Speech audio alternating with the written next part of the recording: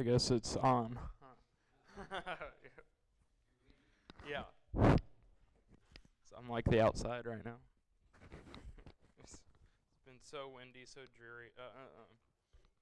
Hopefully most of that's behind us. All right. We've got 2 lessons left in our apologetics series. We've got today's, which is the ape-man myth, in which we're going to look at 13 different alleged common ancestors between the humans and apes. And then 2 weeks from now, we're going to look at our final one, which is going to be the problem of starlight. How is it that we are able to see stars, which are allegedly billions or trillions of years away? Before we get into our subject this morning, however, there was a quick little point that I wanted to throw in at the end of last week's class. Last week we looked at microevolution, the idea of mutations, and how they affect evolution. We are actually de-evolving as a species, as a world, rather than evolving. Couple different, there are 2 implications of that idea that play a interesting role whenever it comes to Bible study. First of all, when Adam and Eve were first created, they would have had a perfect genome. They would have had absolutely no mutations, absolutely no errors within their DNA, which means that they would have been perfect. And that could explain why they would have been able to live for so long. Up to 900 years, is because their genetic code was perfect, no errors. And then the second implication for the Bible is right after Noah's flood occurs, they get off the boat, you immediately see a drop in the duration of one's life, one's longevity. That is also explained by mutations. See, what happens whenever you have inbreds, whenever you have 2 family members who are procreating together, the mutations have a doubling effect, meaning that the mutations are not... Yes, yeah, that's a good way of doing it, saying it, yeah. Usually, if you've got like one segment of DNA that's mutated, the other spouse's DNA will kind of like overrun it, and replace it. But if both spouses have the same mutation, then they're going to end up passing that on to their children. Anyway, so after Noah gets off the ark, they're just a bunch of inbreds, and that's why we're going to see the lifespan drop significantly. So just wanted to throw those 2 things out there to bring it back to the Bible for last week. All right, this week we're going to be looking at 13 different alleged common ancestors. And boy, this is a mouthful of a study this morning, lots of Latin. But my goal with this one is to show you that despite all of the claims for there being a common ancestor, none of them are legitimate. In fact, even like the most famous ones, the 2 most famous ones, which we'll look at, are probably Lucy and Neanderthal. Have any of you heard of either of those before, Lucy or Neanderthal? Right, even those are not held, especially Neanderthal, even those are not regarded as legitimate common ancestors. And yet, still today, evolutionists will point to these missing links and say, see, this proves evolution. They have been disproven, right? Time and again, these alleged common ancestors have been disproven. There is no evidence for a common ancestor. There is the possibility of fabricating evidence. I like to think of an example that occurred in the 1800s, maybe late 1700s, in which some of these seafaring folk, I don't know if you would call them pirates per se, but they went off into the ocean frequently. They, at one point, found a skeleton of a mermaid. Can you believe that? It was the top of a female human skeleton, and the bottom half was that of a fish. Man, that was a mermaid. We could prove that mermaids existed. Well, guess what that skeleton actually was? It was a fabrication. It was the top of a legitimate human female and the bottom of a manatee. And they had brought these two skeletons together to make it look like a mermaid existed, right? Same thing is going to go on here with these apes. They're going to find these ape men. They're going to find skeletal remains, sometimes as little as a tooth, and they're going to say this proves evolution, right? One more thing before we get started. You all know the phrase to hammer everything is a nail, right? What does that phrase mean? Yeah. Yeah, if you're looking for it, you're going to find it, right? That's exactly what's going on here, right? They are, there's going to be one example in particular. I think it was whenever Lucy was discovered. The scientist was looking for something, and guess what? He found it. And by his own admission, he said that he had to convince his partner that this was a missing link because the evidence pointed otherwise. So anyway, 13 different alleged ape men. It's not clicking there. There it is. All right. The first one, like I said, there's going to be a lot of Latin. Yeah. Egyptopithecus zeuxis. I know the A kind of throws us off, but you can see the word Egypt there. This one is supposedly from Egypt. By the way, I am not smart enough to present this, so I'm actually stealing all this from this book called The Truth About Human Origins. It's written by Brad Harrod and Bert Thompson. Pretty good book, a thick book. I have not read all of it, but I've read this portion. Anyway, I got some highlights here and there that's going to be describing these things. So, Egyptopithecus zeuxis. All right, let's see what that guy looks like. There's his skull there. According to Richard Leakey and Roger Lewin, the ancestor that humans share with all living apes is Egyptopithecus zeuxis, which links it to an Egyptian ape, a creature that they suggested lived 28 million years ago. You're going to see that these two authors, Brad Harrod and Bert Thompson, they start off with the alleged oldest apes, and they're going to work their way on to the youngest apes in our ancestry, our alleged ancestry. So this one's the farthest away from us, hypothetically speaking, and we're going to get closer and closer to what is going to be a human. Okay, they continue. A 12-year-old child could look at the fossil remains of Egyptopithecus, so the skull, and be able to identify them as having come from an ape. There is no controversy here. Evolutionists acknowledge that Egyptopithecus is merely an ape. Anyone here could probably also look at this and say, yeah, that's an ape's skull, right? There's no controversy here. They're going to do this frequently, in which they throw up either a human remain or a ape remain, and in some cases even pig remains, and they're going to say this proves evolution. It doesn't prove anything, right? Also, by chance, if you wanted to purchase this skull, there you could purchase it for $189.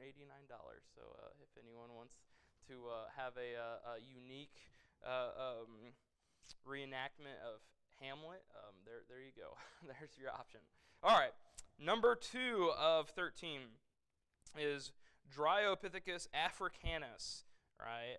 Africanus from Africa.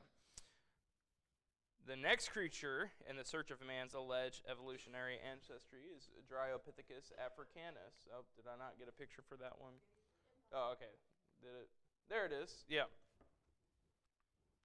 It means woodland ape, and you can see that in its long, lanky arms. It was probably really good at swinging through the trees and whatnot. Africanus was the ancestor to, quote, both apes and humans, and is, quote, the stock from which all modern apes evolved. That was according to Leakey and Lewin, who discovered the thing. Africanus, which supposedly lived in Africa some 20 million years ago, so a little younger than the last one. The last one was 28. This one lived 20 million years ago. It was discovered by Lewis and Mary Leakey in 1948. Standard evolutionary theory suggests that, and here's an important quote from them, earlier members of Dryopithecus may well have given rise to the ancestors of both the human and the ape lines. Okay, so these scientists, they discover some fossil remains of this particular ape, and they write in their book concerning this fossil, they say, it may have well as been a common ancestor between apes and humans, right? It maybe is an ancestor, a common ancestor. Well, here's what creation scientist Duane Gish noted about that idea of maybe it was. He said, when a scientist is forced to assume something in a rather vague fashion, it should be obvious that he is resorting to wholly unscientific methods to establish what he cannot do by valid scientific method.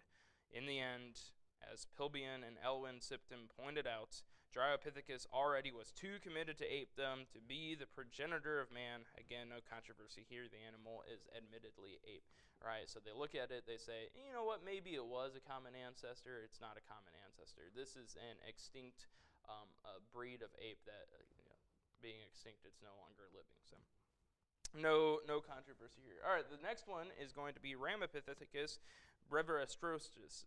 Brevirostris. That one's hard for me. And here's what they found that made them think of an ape. All right, if you found this in your backyard, what would you think? Yeah. To a hammer, everything's a nail. All right, they're just looking for stuff. These are actually teeth. The species name assigned to the creature was Brevirostrosis, meaning short-snouted, right? So a small nose. Mr. Lewis found his specimen, a single upper jaw, in 1932. Ramapithecus was dated by approximately 12 to 15 million years, so 5 million years younger than the previous. At the time, Lewis designated the find the first true hominid. All right, that's going to be leaning towards humans.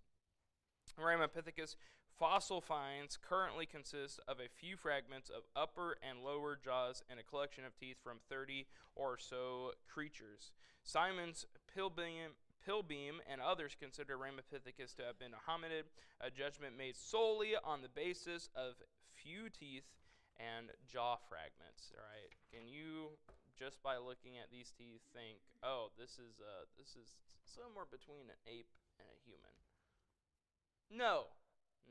He goes on into the book. I'm not going to read any of the quotes, but he goes on to the book in which they measure some dental variation between various apes, and they find that, guess what? Within an ape's mouth, within an ape's teeth, they can look wildly different, right? Think about human teeth, right? Do my teeth look like your teeth? No. One young girl one time saw a picture of me and said I had vampire teeth, right? Because of my pointy teeth on the side. We have different looking teeth, right? So do apes. Just because you find some different looking teeth that kind of look somewhere between an ape and a human does not suggest that there was a common ancestor. So that's ape number 3 there. I lost it. I think the battery went out on this. Oh, it's back. Okay, the next one is Australopithecus ardipithecus ramidus, right? So you could probably figure out that it was from Australia, given the first name. For short, this one has been called Artie. This one is thought of as a older cousin of Lucy. And again, Lucy's already disproven. You'll notice on this one, this is the first one where I've done it, is I have donned this one with a rather fancy garment, so as to keep the purity of this building, constant, so as to not offend any of us. I was talking to Sarah last night, and I said, it's kind of nasty what they do. Whenever they start to evolve a little bit closer to humans, the people who are drawing the pictures become very rude and crude with the pictures, leaving no details. Neanderthal which we'll see, later on was by far the worst of them all. Anyway, um, so I have to say that I photoshopped it for copyright reasons, so I'll say it every time. Anyway, here's what they say about Australopithecus ardipithecus ramidus. The initial fossil found in 1993 included 17 fossils, mainly dental fossils, found within volcanic strata. 11 of the fossils were comprised of a single tooth, a piece of a tooth, or in one case, a piece of a bone. So, different pieces of one single tooth is mainly what they found.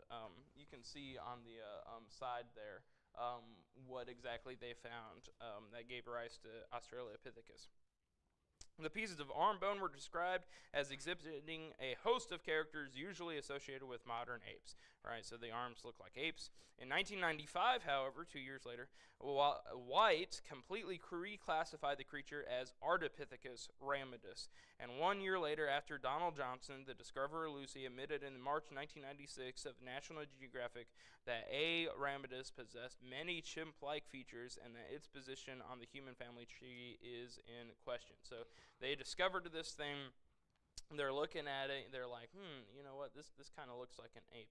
Let's name it one thing, Australopithecus, and then let's change its name to Ardipithecus. Let's call it Artie for short. Let's tell everybody that it's a cousin to Lucy. And then the guy who actually discovered Lucy comes out and says, "This isn't a cousin to Lucy. This is just an ape." Right? So, they're out to get each other, and we don't like that at all. So. Okay, the next one, I don't know, I think the battery's probably going out on it. Can I just tell you when to click, or you want to? Yeah. Okay, the next one is also Australopithecus, but it's Anamensis. So also from Australia, but Anamensis is what it is called.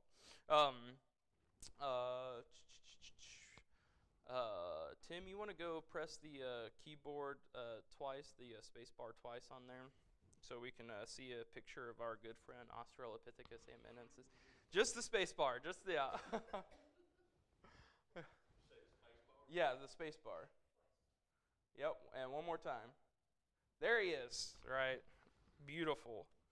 How would you like to look at that in the morning? In 1965, a research team from Harvard University discovered a small piece of left humerus. Anybody know what the humerus bone is? Yeah, big bone. Yeah, it's in your leg, right? It's. Oh yeah, it's your funny bone. That's right. Yeah. I was just. Yeah.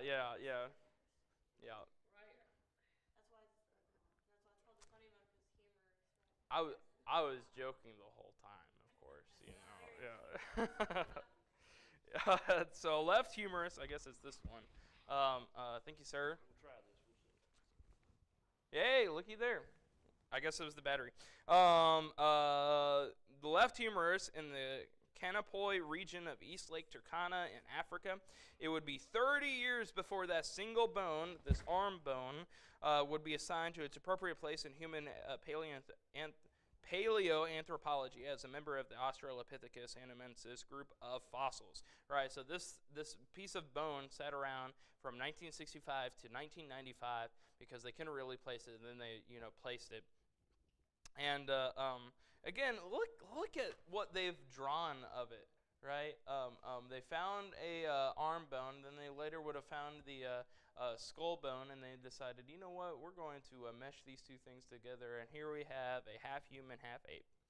Okay, here's what they say. The conclusion: A. anamensis is quote-unquote more or less a hominid, even though it's similar to Ardipithecus ramidus, which, as Donald Johnson admitted, possesses many chimp-like features. Its dentition is markedly ape-like, and it's very primitive for a hominid. Enough said. All right, so in other words, this one looks almost exactly like the last one as Artie. And they already said that Artie was markedly ape-like, was not enough hominid-like to be a common ancestor. So whenever we find this one, it's the same deal. This one is too similar to apes to be considered a non-ape. All right, next one is going to be the Kenyanthropus Pleiotops. Anyone want to take a guess as to which this one belongs to? Kenya, yeah. The authors named this new find Kenyanthropus Pleiotops, which means flat-faced man of Kenya. Even an untrained eye, let's look at it. Let's look at what, oh no, it left. Even an untrained eye can look at the figure provided, which is the same picture on your screen there, in the article, and see the extensive damage to this newly found fossil. The flat face of Pleiotops adds another wrinkle in the evolutionary timeline. A wrinkle that is no small problem because creatures younger than K. Pleiotops and therefore closer to Homo sapiens have much more pronounced ape-like facial features. K. Pleiotops was dated 3.5 million years and yet has a much flatter face than any other hominid that old. Thus, the evolutionary scenario seems to be moving in the wrong direction. So let's explain this. So this one, again, it's called flat-faced from Kenya. It has too much of a flat face for how old it is. It's 3.5 million years, and those alleged common ancestors who are younger than this one have more pointed noses, right? More ape-like noses. This one is too human-like to be that old, right? So already, not only do you have extensive damage to this particular specimen, but also it reverses the evolutionary timeline. So you've got that problem going on there. All right, that's the first half of them. Now we got 7 more. This next one is one of our 2 famous ones. This one's Australopithecus afarenus, who is also known as Lucy. Boy, look at that Photoshop there, right? All I had to do to put that dress on her was like put a box around her and tell AI. I had to say a gown. She wouldn't do a dress, right? But I said put a gown on her, and they threw that on her. Man, yeah. I'm not skilled at Photoshop, but I can tell AI what to do. Anyway, Donald Johansson's account of the discovery of the creature now known popularly as Lucy reads like a Hollywood script filled with mystery, excitement, and emotion. In Johansson's own words, Lucy was utterly mind-boggling. He tells of feeling a strong subconscious urge to go with American graduate student Tom Gray to locality 162, so that's a spot. The superstitious paleontologist even recalls writing in his daily diary that he was feeling good about the day. In Johansson's words, it has been thoroughly checked out. The location had been thoroughly checked out at least twice before by other workers who had found nothing interesting. Nevertheless, conscious of the lucky feeling that had been with me since I woke, I decided to make that small final detour. Boy, not that you should go to a casino, but if you were going to a casino, this is the guy you wouldn't want to go with. You would want to go with him on a day that he was feeling like that. Don't go to casinos, but there's another humorous joke for you this morning. Buried in the sandy hillside of the slope was an arm bone, the single bone that eventually led to the earthing of a skeleton that was nearly 40% complete. While the description of this famous find may read like some serendipitous treasure unearthed in a movie script, the truth is far from it. Right? They spent a lot of time on the Lucy fossil because of how famous it is, and so we also will spend a little bit of time looking at Lucy. Johansson insisted that Afarenus, that's Lucy, was the direct ancestor of man. So she is a part of man's lineage. In fact, the words, "the dramatic discovery of our oldest human ancestor," can be found emblazoned on the cover of his book, Lucy, The Beginning of Humankind. Numerous evolutionists, however, strongly disagree. So, Johansson, he is really full of himself, really is confident about Lucy's place in the evolutionary timeline. Did Johansson examine the evidence prior to making his description about Lucy's ability to walk uprightly? That's a phrase that we're going to start seeing a little bit more, is that these apes are allegedly bipedal. Anybody want to take a guess as to what bipedal means? Yeah, walking on 2 feet, right. That's what we want for an ape. In order for he or she to be a common ancestor, we want this ape to be able to walk on 2 feet. Did Johansen examine the evidence prior to making his decision about Lucy's ability to walk upright, to walk bipedally? Or was Lucy upright and walking even before all her fossils were uncovered? That's to say, from the moment that single arm bone buried in the sand was discovered. By his own admission, Johansen noted, "This time I knew at once I was looking at a hominid elbow. I had to convince Tom, whose first reaction was that it was a monkey's." So they find this piece of arm bone, and just from this piece of arm bone, Johansen decides this is a common ancestor.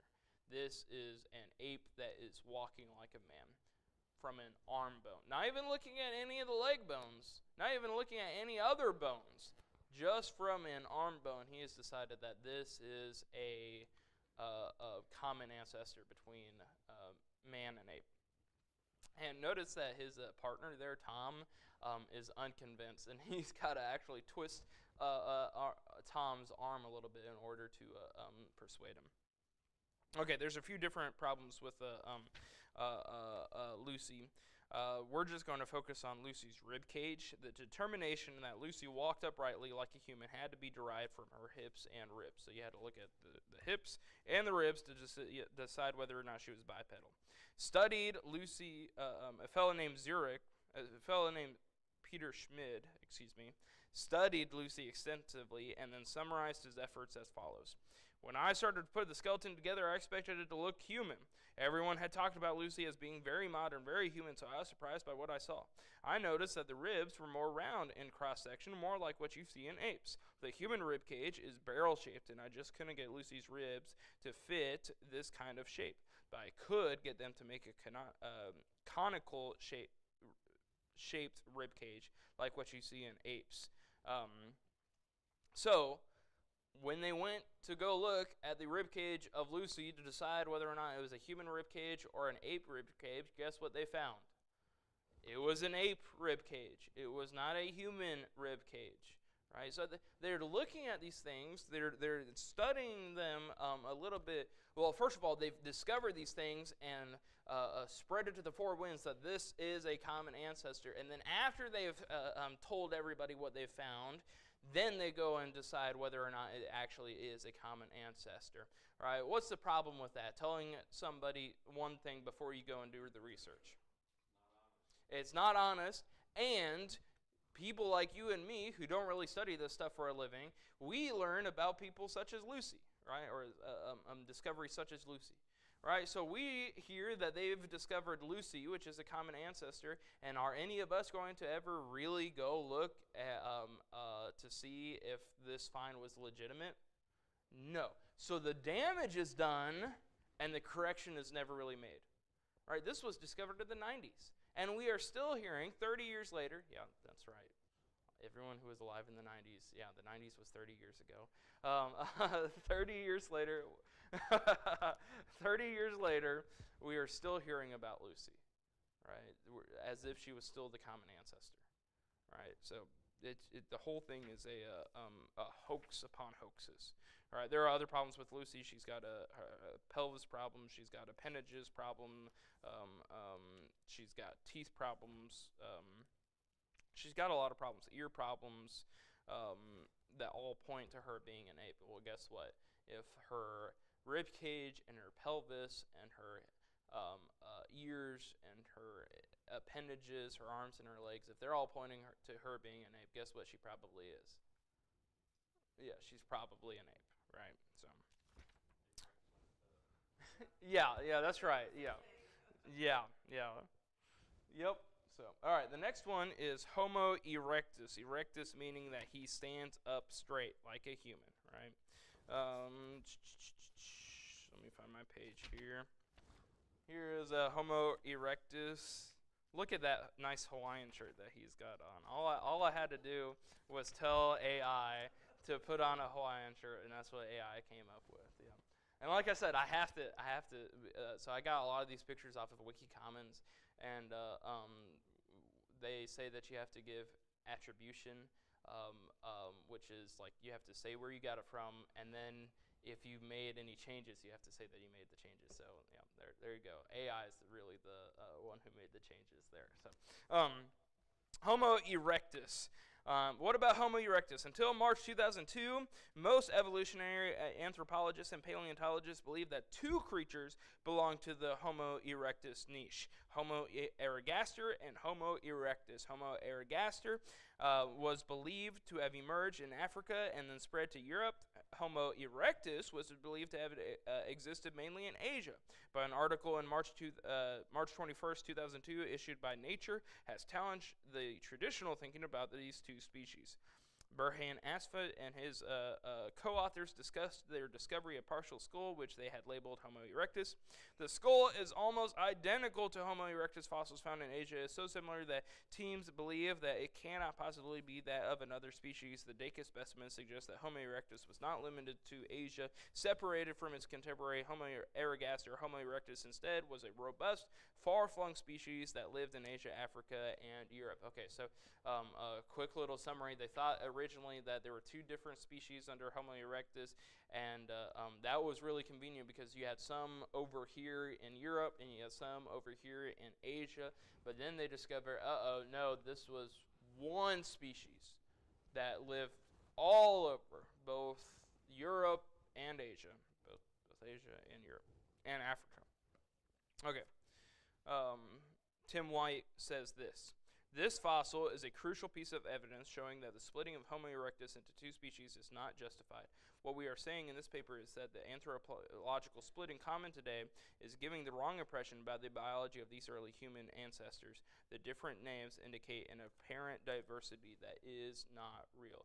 All right, so we're already touching on the subject of sometimes they will take one animal and split them into two different species, right?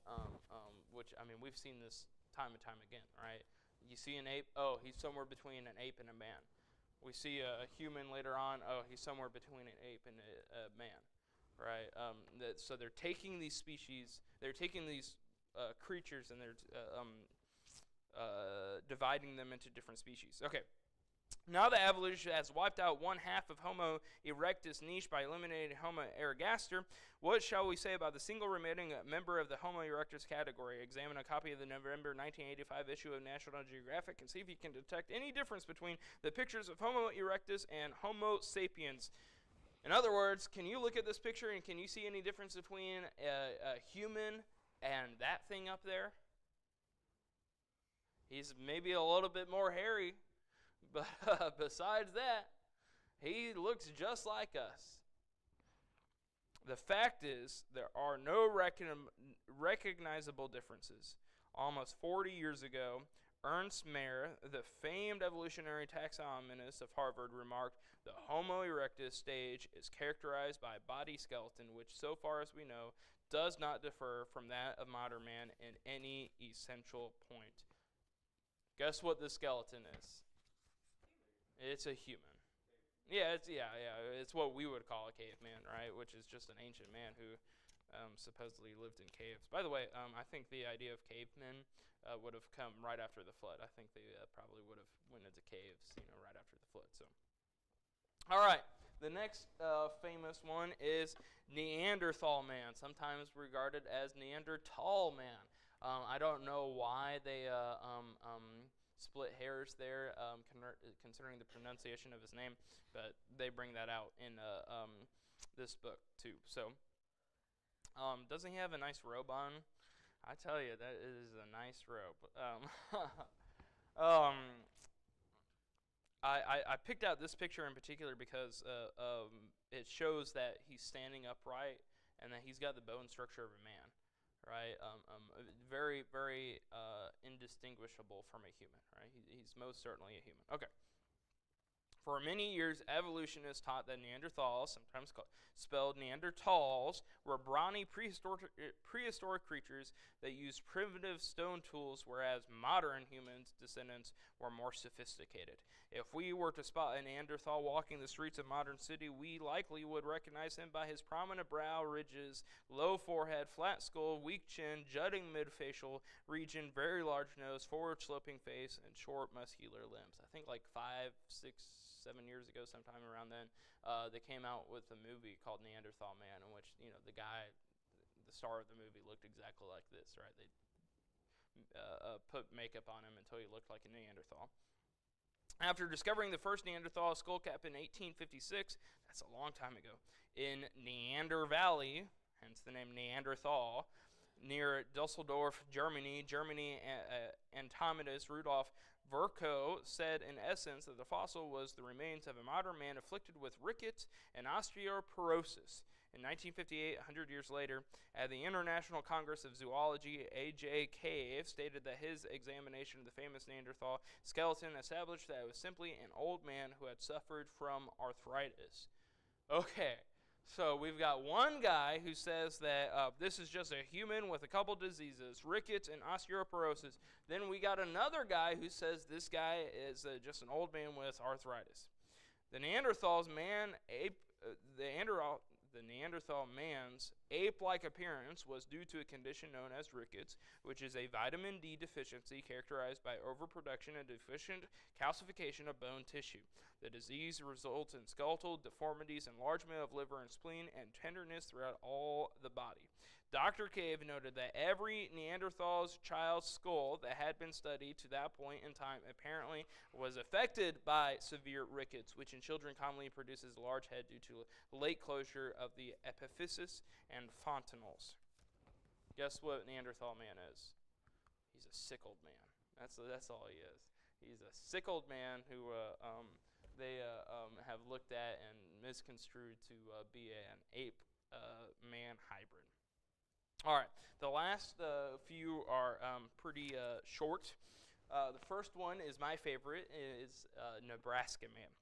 All right, on June 24th, 1922, Illustrated London News presented on its front cover a man and a woman, we'll see in the next slide, who had been reconstructed from a single tooth, right? Eventually they would have found more teeth, but this is what they found. They found a single tooth found in the state of Nebraska. The artist even incorporated clothing and imaginary surroundings into the drawing of this alleged missing link. So they find a single tooth, and this is what he draws up, right? And again, he's covered up for posterity's sake. A further search was made at Snake Creek, the site of the original discovery, and by 1927, it was concluded, albeit begrudgingly, that the tooth was that of a species of Prosthenops, an extinct genus related to the modern peccary, a wild pig. They found a single pig's tooth, and this is what they came up with. Yeah, a human or ape. Yeah, it was a pig's tooth, and they misconstrued it. Right? These guys, they make stuff up in order to push their evolutionary agenda. How long did it take them to determine that it was a pig's tooth? 5 years. Yeah, it was discovered in 1922, and in 1927, it was concluded that it was a pig's tooth. Yeah. Yeah. Yep. Creationist Duane Gish observed, this is a case in which a scientist made a man out of a pig, and the pig made a monkey out of the scientist. So, all right. Next one is Piltdown Man. Piltdown was an archaeologist site in England where in 1908 and 1912 fossil remains of humans, apes, and other mammals were found. In 1913, at a nearby site, researchers found an ape's jaw with a canine tooth worn down like a human's, and thus another missing link was put forth, one that possess the skull of a human and the jawbone of an ape, right? Skull of a human, jawbone of an ape. You can see it in the picture, right? His jutting jawbone. Museums worldwide proudly displayed the copies and photographs of the Piltdown remains. Books and periodicals also spread the news across the globe. Thus, the fraud that many convinced that mankind did indeed come from an evolutionary ancestry, which shows how gullible people can be at times. In 1953, Piltdown Man was exposed as a forgery. The skull was modern, and the teeth on the ape's jaw had been filed down and treated biochemically to make them appear old. No missing link here. All right, so they took a skull of a human, jawbone of an ape, whittled down the teeth to make it look like a hybrid. It's forgery. Next one is Java Man. I think this will probably be the last one that we look at this morning. Java Man looks very similar. This missing link was classified as Homo erectus, one that we looked at earlier, the creature that supposedly gave rise to Homo sapiens, that's humans. Excavators discovered a human-like fossilized tooth in September 1891. A month later, they uncovered the upper part of a skull. The bone of the skull was thick and had such a curve that its brains could be only half as big as the brain of a modern human. In the front of the skull, above the missing orbits, were clear eyebrow bags. Initially, Du Bois believed that the fossils belonged to a large extinct chimpanzee, so they look at this and they think, oh, you know what, this is probably just a chimpanzee because he's got a small head, and that would mean a small brain, too small for a human. The team kept digging in the riverbank, however, and 1 year later discovered a thigh bone in the same sandstone layers, about 15 meters upstream from the spot where the tooth and the skull had been discovered. In contrast to the ape-like skull, the thigh bone looked like a modern human thigh bone. So they find a skull of an ape, thigh bone of a human. It was clear that it belonged to an upright walking creature, the thigh bone. Du Bois' first reaction was to attribute these discoveries to one individual, an upright walking specimen of an extinct specimen of chimpanzee. He dubbed it Anthropithecus erectus. Despite further excavations, the team did not discover more than one other tooth. The teeth and femur were, in fact, human. However, the skull cap eventually was shown to be from a giant gibbon, which is a monkey. No missing link here. All right, so they find within the same spot, granted, a piece of a ape and a piece of a human, and they say this is one creature. Nonsense, right? Upon further research, they are discovered to be two different creatures. So that is, well, we just got one more. So very quickly, the last one is Rhodesian Man. They found the skull, and let's see. The facial bones forced Smith Woodward to admit in his paper written in 1921 for Nature their very human-like characteristics. He still alleged certain ape-like qualities, and no underling was going to challenge his authority while he remained in office. Right. So this bigwig in a college found this human skull, said it was a human-ape hybrid. After he was ousted by the school, after he retired, they went and researched it, and guess what? It's a human skull. Right. So. Nothing out of the ordinary there. That is the ape man myth. The reason why I went through so many, right, 13, which they go through just a few more. I think they went through like 17 or 18. The reason I go through so many is not so that you can necessarily remember them all, but so that you can realize that every single one of them that we looked at, did they have problems with them? Every single one of them. Right? If you go and you're having a conversation with somebody and they're like, what about the missing links? What about Lucy? What about Neanderthal? You can say those things are bogus evidences. There's no legitimate evidence that suggests there was ever a common ancestor between ape and man. They are distinct humans, or they are distinct species that were created at the same time, day 6 of creation. Okay, that is class.